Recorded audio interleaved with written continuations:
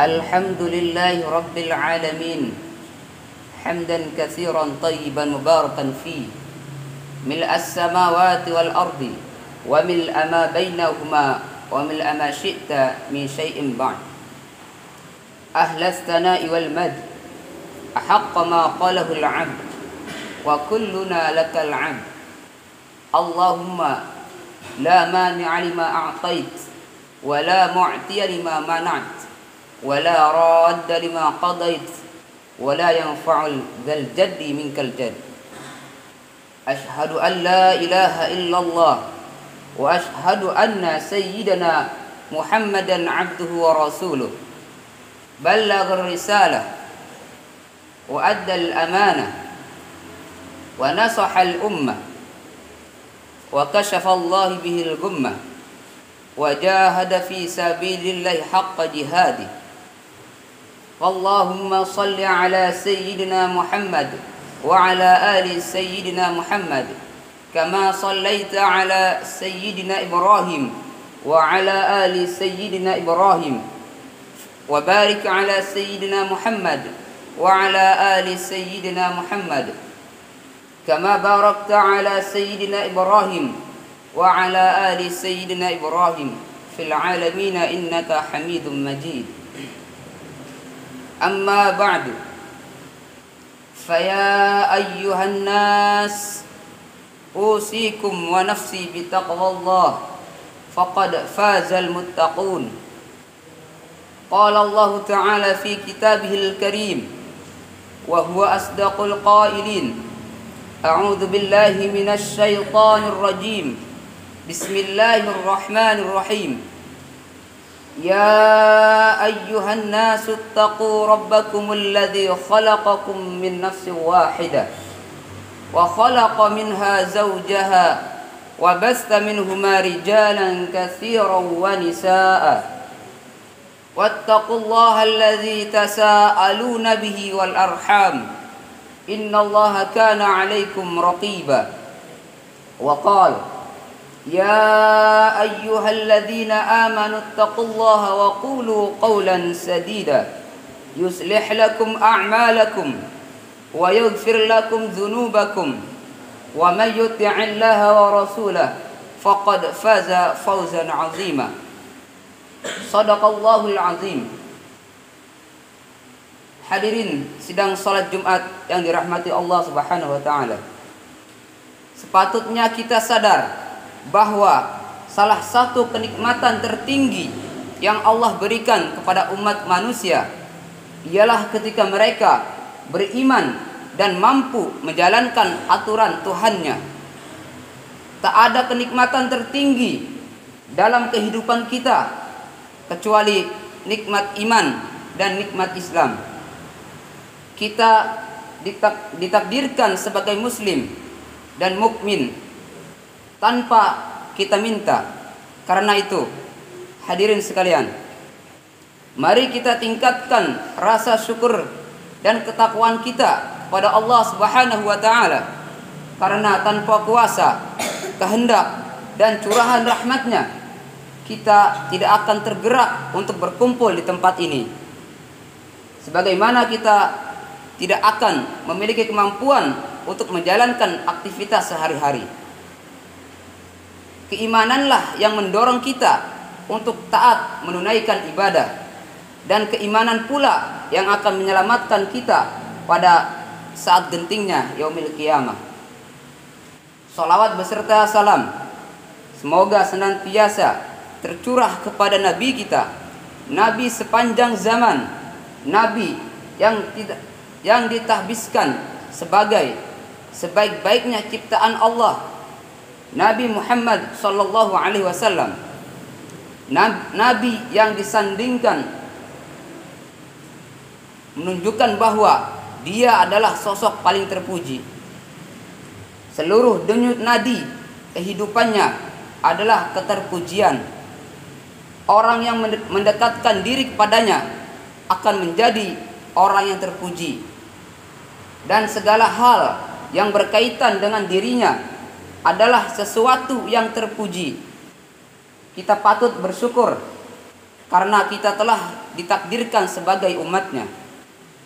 Karena dengan menjadi umatnya yang lebih, kita semua menjadi umat yang terpuji. Kita semua menjadi sebaik-baiknya umat yang lebih Allah muliakan ketimbang umat-umat Nabi yang lain. Allahumma sholli ala Sayyidina Muhammad wa ala ali Sayyidina Muhammad. Hadirin sidang sholat Jumat yang dirahmati Allah. Sebagai orang beriman, kita diminta untuk mensyukuri segala nikmat, baik nikmat yang kecil maupun nikmat yang besar. Al-Quran dengan tegas menyatakan bahwa siapa saja yang bersyukur atas nikmat Allah, maka Allah pasti akan menambah nikmatnya. Allah Subhanahu wa taala berfirman, "Wa idz ta'adzana rabbukum la in syakartum la azidannakum wa la in kafartum inna 'adzabi lasyadid." Dan ingatlah juga tatkala Tuhanmu memaklumkan, sesungguhnya jika kamu bersyukur, pasti kami akan menambah nikmat kepadamu, dan jika kamu mengingkari nikmatku, maka sesungguhnya azabku sangat pedih. Artinya, dengan mensyukuri nikmat, maka pada hakikatnya kita tengah berupaya untuk menambah nikmat itu sendiri. Dan dengan menghindari nikmat, maka sesungguhnya kita sedang berupaya mengurangi nikmat itu sendiri. Namun sayangnya selama ini kata nikmat seringkali diidentikan dengan perkara duniawi. Ketika disebut dengan nikmat, yang terbayang dalam benak kita pada umumnya ialah keberlimpahan uang, kesehatan, kenyamanan, perut yang kenyang, rasa haus yang hilang, kendaraan, tanah, tempat tinggal, jabatan, kedudukan, dan hal-hal duniawi lainnya. Seolah-olah nikmat Tuhan hanya terbatas pada hal-hal duniawi itu saja. Padahal di sana ada kenikmatan lain yang jauh lebih besar dari kenikmatan duniawi itu. Kenikmatan yang dimaksud adalah kenikmatan beribadah. Ya, kenikmatan beribadah. Kenikmatan menghambakan diri kepada Allah Subhanahu wa taala. Disadari atau tidak, ketika kita diberi kemampuan untuk beribadah, maka sesungguhnya kita telah mendapatkan nikmat yang besar. Karena di balik ibadah yang kita lakukan tersimpan balasan dan ganjaran yang sangat besar. Ketika kita diberikan kemampuan untuk menunaikan sholat, dan di balik ibadah sholat itu ada pahala yang besar yang Tuhan janjikan, kadang kita lupa bahwa kemampuan dan keinginan kita untuk menunaikan sholat itu sendiri merupakan nikmat yang patut untuk kita syukuri. Ketika kita bisa sholat berjamaah, itu juga nikmat. Ketika kita mampu meningkatkan kualitas kekhusyuan kita dalam sholat, dan itu juga nikmat. Dan ketika sholat kita mampu memperbaiki akhlak kita, itu juga bagian dari nikmat. Kemampuan memaksimalkan upaya dan usaha dalam beribadah, itu adalah nikmat yang besar. Karena dengan ibadah itulah Allah Subhanahu wa taala menjanjikan kita pahala yang besar. Sayangnya kita tidak banyak merenungkan kenikmatan yang satu ini. Di luar sana, hadirin sekalian, sekian banyak orang-orang yang hidup berkecukupan tapi tidak punya keimanan kepada Tuhan. Sekian banyak orang yang hidup dalam keberlimpahan tapi mereka tidak mau beribadah dan tidak mau menunaikan perintah Allah. Sekian banyak orang yang ditakdirkan sebagai konglomerat tapi tidak mampu menunaikan sholat, berlimpah harta tapi tidak mau menunaikan puasa, jabatan tinggi tapi tidak bisa mengaji, punya popularitas tapi maksiat tidak mengenal batas. Kita sering menyaksikan orang-orang semacam itu. Mata kita boleh jadi memandang mereka sebagai orang-orang yang berhasil, tapi keimanan kita akan besarnya ganjaran Tuhan akan mengatakan bahwa mereka pada hakikatnya adalah orang-orang yang gagal. Dari situ kita bisa sadar bahwa keimanan pun sebetulnya adalah sebuah kenikmatan. Bahkan dialah nikmat yang paling besar dari sekian kenikmatan-kenikmatan Tuhan yang lain. Keimanan bisa merubah perbuatan sepele dari ringan menjadi perbuatan besar dalam pandangan Tuhan. Tapi kekufuran bisa merubah perbuatan besar menjadi perbuatan yang tidak bernilai dan tidak akan membuahkan ganjaran. Ketika kita menyaksikan orang-orang beriman, ternyata kehidupan mereka juga tidak sepenuhnya sama. Ada orang beriman tapi tidak berupaya dalam menjalankan perintah-perintah Tuhan. Iman ada, tapi ibadah tidak ditunaikan sebagai mestinya. Agama hanya dijadikan identitas dan tampilan luar belaka, tapi tidak mampu memberikan dampak dan pengaruh yang berarti dalam kehidupan nyata. Ketika kita menyaksikan orang-orang semacam ini dan kita diberikan kemampuan untuk beribadah, sebenarnya kita patut bersyukur.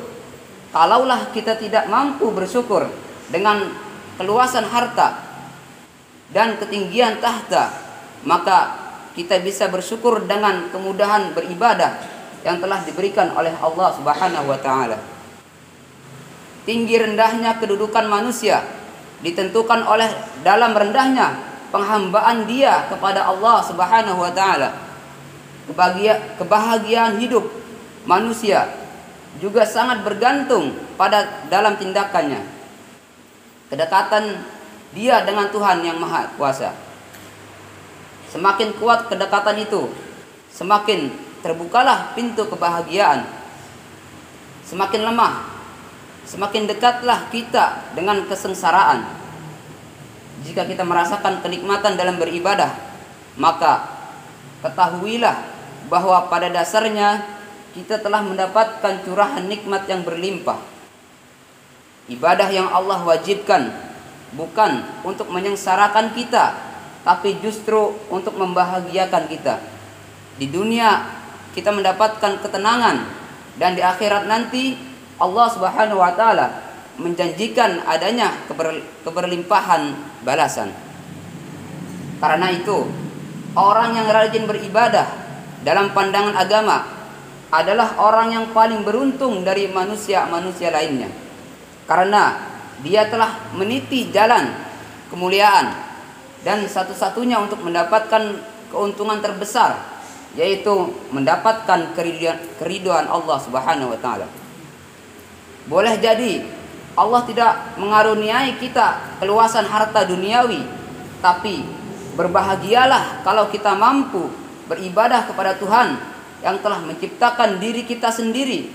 Karena itulah kenikmatan terbesar yang dapat menghantarkan kita menuju kemenangan terbesar di hari kemudian. Barakallahu li wa lakum fil Qur'anil azim wa nafa'ani wa iyyakum bima fihi minal ayati wa dzikril hakim. وتقبل الله مني ومنكم تلاوته إنه هو السميع العليم. أقول قولي وأستغفر الله العظيم لي ولكم ولسائر المسلمين فاستغفروه إنه هو الغفور الرحيم.